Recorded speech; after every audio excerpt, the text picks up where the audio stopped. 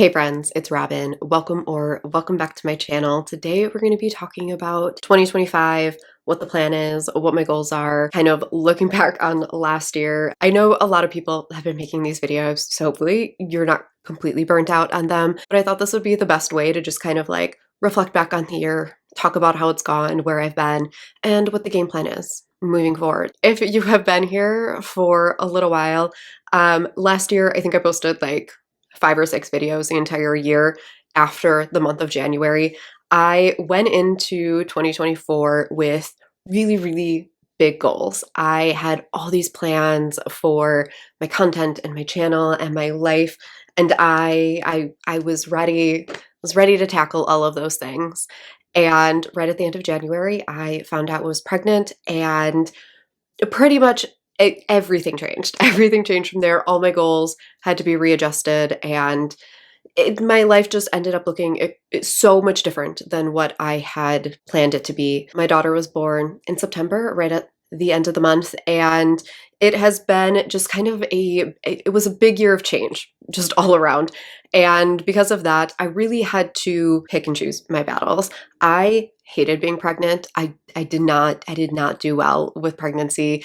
I was very tired and sick, and my iron and red blood cells were just constantly low, and I did not have a good time. I did not enjoy it. I was not one of those women living their best life, feeling that glow, whatever. No, I was a sweaty, tired mess for 9 straight months.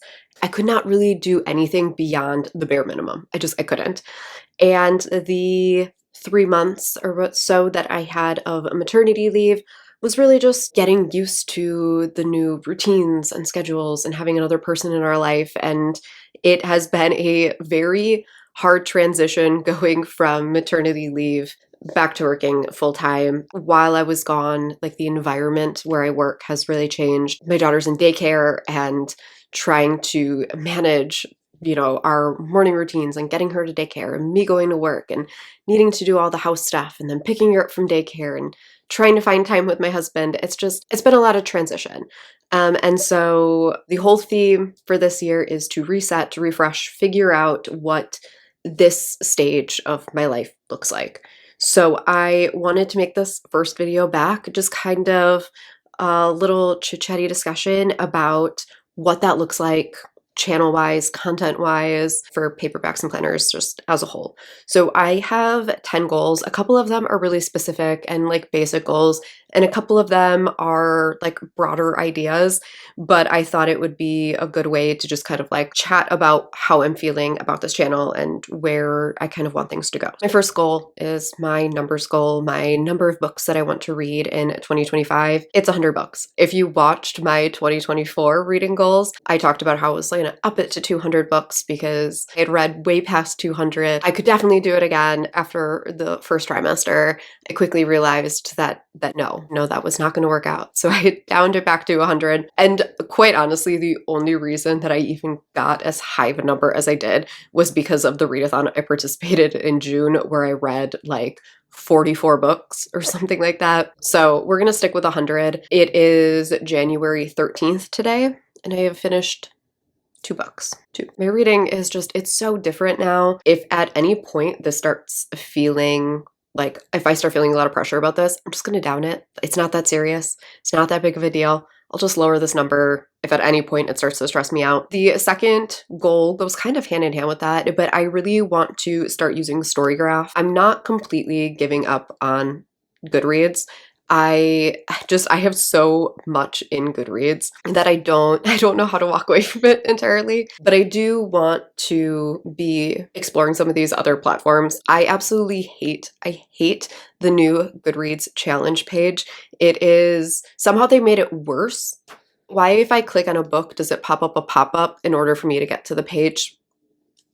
I hate that. I hate it so much. So I want to explore some other options. My reviews are going to be the same. I'm not going to like write 2 separate reviews or whatever. It's just I'm going to post them in both places. And if it goes well, hopefully we can just transition over there in 2026. The third goal is probably my biggest like content goal of this year. and that is to close out every single pre-2026 arc out of my NetGalley by the end of the year. And I have to give the pre-2026, I have to highlight that because I have books from like 2022, 2021 just sitting on there, and I need to either read them and review them, or I need to just admit that I'm not going to read them, and I need to get them off.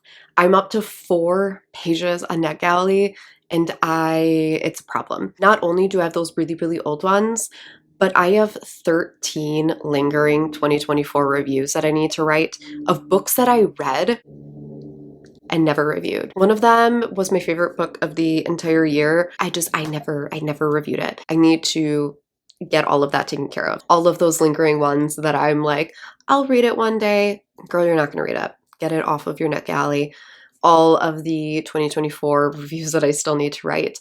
And then be really honest in 2025 as I am like finishing up months where it's like, am I going to actually read this book, or is this going to be one that is like sitting in my NetGalley page until the end of the year? Be honest right away about whether or not it's something I'm going to read and put through a DNF or read it and review it right away. So that's kind of like my big goal for the year. Be more consistent and intentional about my NetGalley instead of just like letting shit sit there like it's a graveyard. And then I will request things, and then people are like, no, we're not giving you this book because you have freaking reviews in here that you never wrote from 2021. Number 4 is not, I'm calling it a goal, but it's not like really a goal because I know that I'm gonna complete this.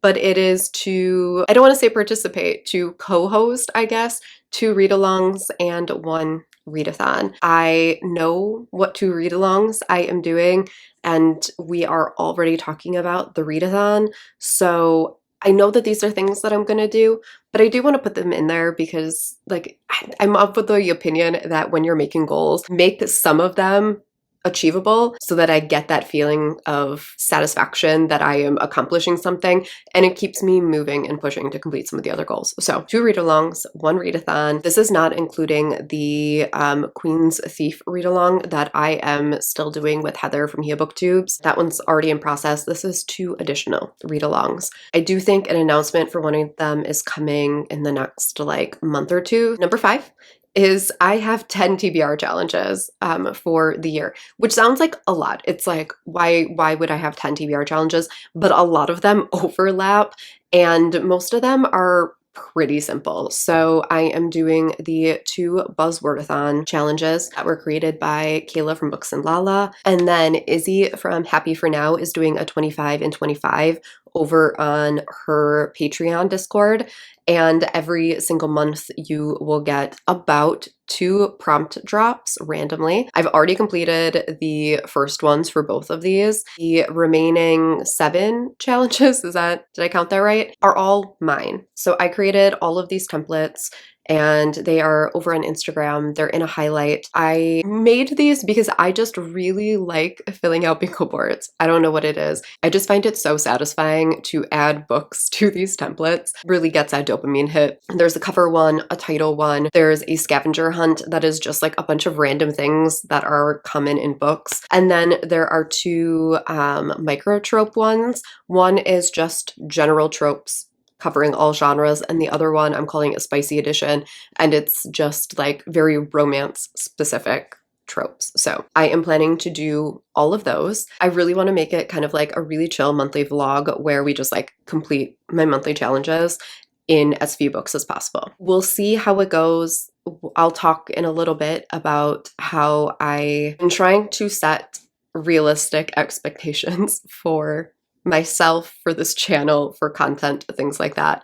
But I am doing all those challenges at the very least over on Instagram. And then the last like an actual like check offable thing is to finish my 5-star predictions and most anticipated board list things here. So I always do a 5-star predictions for the year. Hi Naga, we have a puppy here. So this is my 5-star predictions, and then here is my most anticipated. The last 4 goals are just kind of like big picture sort of things. So the first one is to find a manageable and realistic schedule. I need to make sure that I am not overcommitting and overpromising on things because I'm just at this stage of my life right now that I can't always guarantee that something is going to happen at a specific time unless it is something that is like for my family. This is a hobby, this is something I do for fun. It brings me $0. And so it just can't be a priority. And because of that, it is always going to get pushed down if something comes up. And so I just need to be very realistic and honest about what people can expect from me content wise, especially considering that I started over on Instagram and that is where I put quite a bit of effort.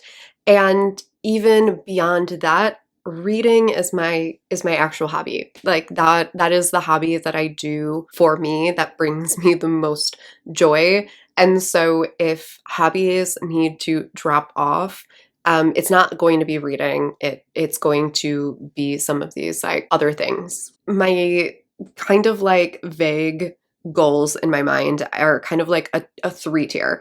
So my like minimum goal is to have 2 videos a month. Like that's it. I'm going to count it as like a check for the month if I post 2 videos.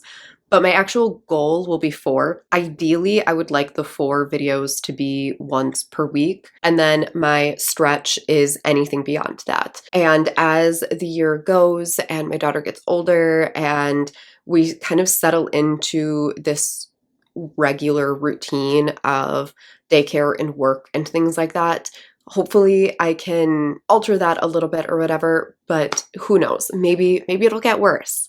To go along with that, my next goal is to be a lot more relaxed with my videos and not have them be, I don't want to say big productions because they never really were, but I need to be more forgiving with myself about like, I don't have time to get all ready. Like I don't.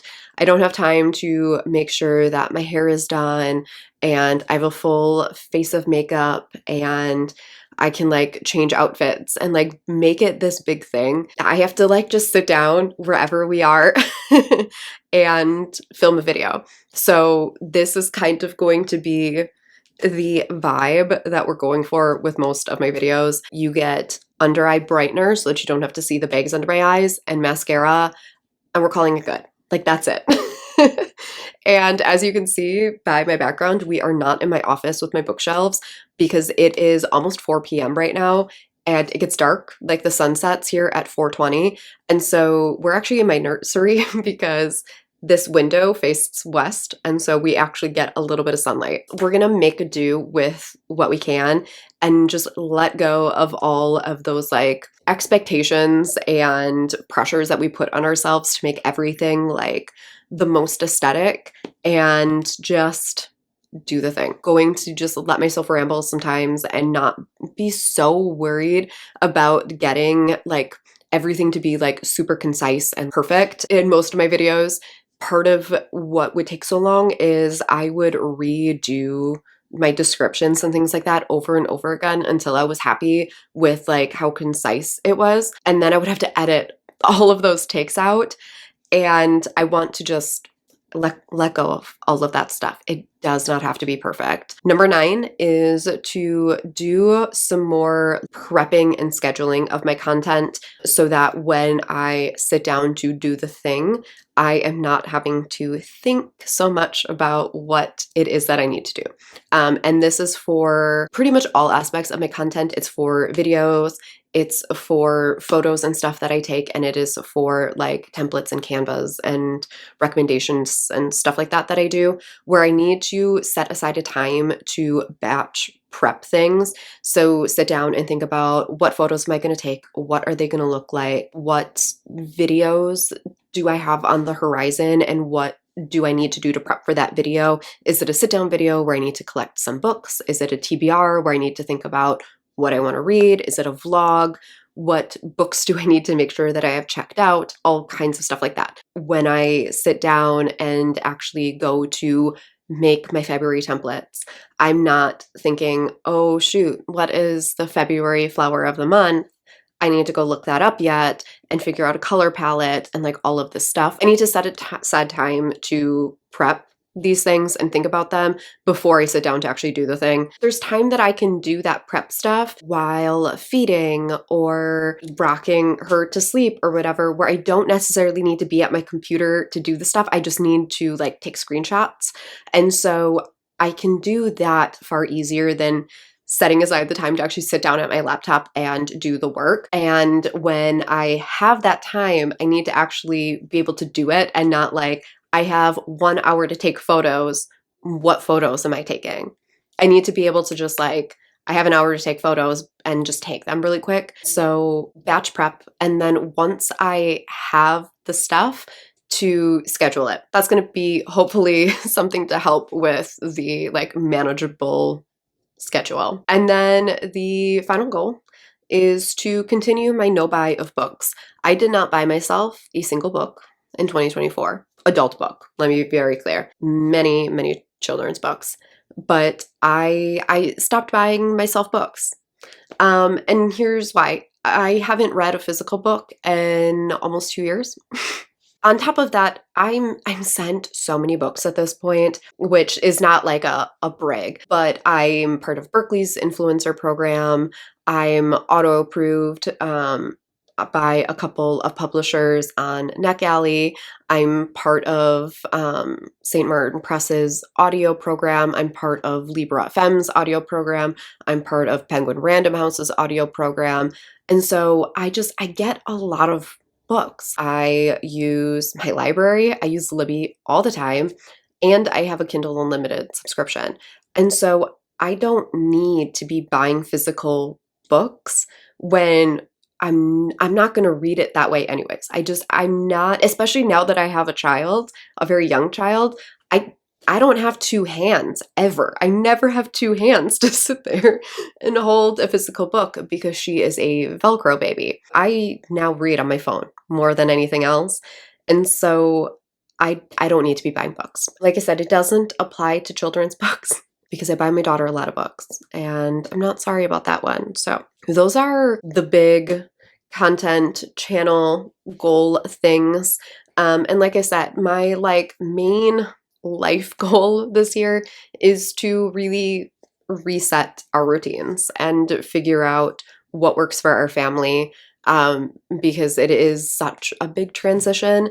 And so even all of the personal goals that I did set across the like categories of my life, that is really the main focus of all of them. Figure out what we need to be focusing on, where does my time need to be spent, what really needs to be worked on, and what just kind of needs to take a backseat for a little while we are raising a 4-month-old. Hopefully this is the start of me reviving this channel. Hopefully 2 videos is enough to keep you here. Like I said, I'm hoping to increase that as time goes and I settle in, but for now, that's what we're going to stick with.